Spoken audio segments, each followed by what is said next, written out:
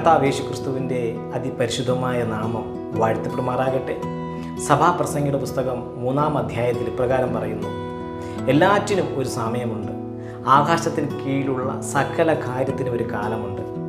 ദീർഘവർഷങ്ങൾക്ക് ശേഷം മോശയെ സ്വർഗത്തിലെ ദൈവം കത്തുന്ന മുൾപ്പടർപ്പ് എന്ന അനുഭവത്തിലേക്ക് നയിച്ചതുപോലെ യാക്കോബ് ഹാരാനിലേക്കുള്ള യാത്രയ്ക്കിടയിൽ സ്വപ്നത്തിലൂടെ സ്വർഗത്തിലെ ദൈവത്തിൻ്റെ ഇടപെടൽ അനുഭവിച്ചതുപോലെ പത്മോസ് എന്ന ഏകാന്തതയുടെ ദ്വീപിനകത്ത് യോഹന്നാൻ ആശ്വാസമായി യേശുക്രിസ്തുവിനെ കണ്ടതുപോലെ യെശയ്യാ പ്രവാചകൻ പറയുന്നു: യഹോവയെ കാത്തിരിക്കുന്നവർ ശക്തിയെ പുതുക്കും, അവർ കഴുകന്മാരെ പോലെ ചിറകടിച്ച് കയറും.